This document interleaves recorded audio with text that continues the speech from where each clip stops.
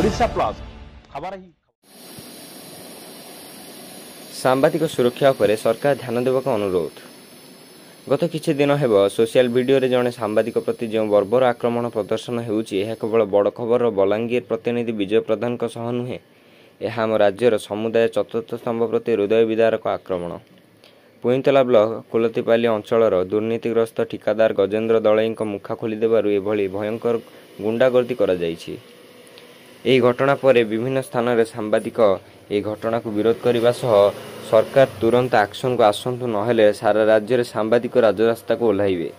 ଏହିପରି ସାମ୍ବାଦିକଙ୍କ ଚର୍ମବାଣୀ ଶୁଣିବା ପରେ ପୁଲିସ ଉକ୍ତ ଘଟଣାରେ ସମ୍ପୃକ୍ତ 4 ଦୋଷୀଙ୍କୁ ଗିରଫ କରିଛି। ପରିପ୍ରେକ୍ଷୀରେ ଭଞ୍ଜନଗର କବି ସମ୍ରାଟ ମିଡିଆ କ୍ଲବ ଏହି ଘଟଣାକୁ ବିରୋଧ କରିବା ସହ ଅତିଶୀଘ୍ର ଅନ୍ୟ ମୁଖ୍ୟ ଦୋଷୀକୁ ଗିରଫ କରିବା ସହ ଦଣ୍ଡ ଦେବା ସହ ସାମ୍ବାଦିକ ସୁରକ୍ଷାକୁ ଗୁରୁତ୍ୱ ଦେବାକୁ ଦାବି ରଖୁଛି।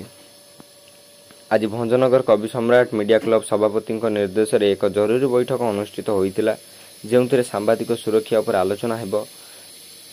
तासह मुख्यमंत्री उद्देश्य एक स्मारक पत्र दिजावाई निष्पत्ति नियाଯାଇଛି।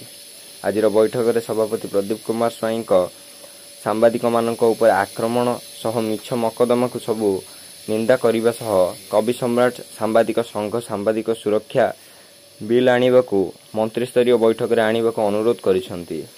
सूचना योग्य जे देश में और राज्य में बारंबार सांबादिकों को आक्रमण हेले सुधा सरकार नीरव।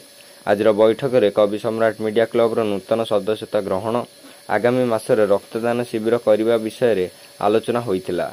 अनुष्ठान संपादक चिन्मय बेबर्ता यह घटना को विरोध करने सह सांबादिक एकता को प्राधान्य देवाकू अनुरोध करथिले। अनुष्ठान उपसभापति पुरुषोत्तम महापात्र और समीर महापात्र आंचलिक स्तर में सांबादिक माने एक होई कार्य करने सह सांबादिक उपर गुरुत्व आरोप करथिले।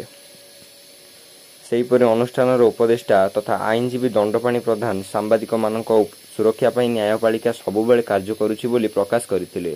आजिर जरूरी बैठक में समस्त सदस्य सह अनुष्ठान कार्यकारिणी सदस्य उपस्थित रहिथिले। गंजाम भंजनगर प्रफुल्ल कुमार महाराणा का रिपोर्ट ओडिशा प्लस।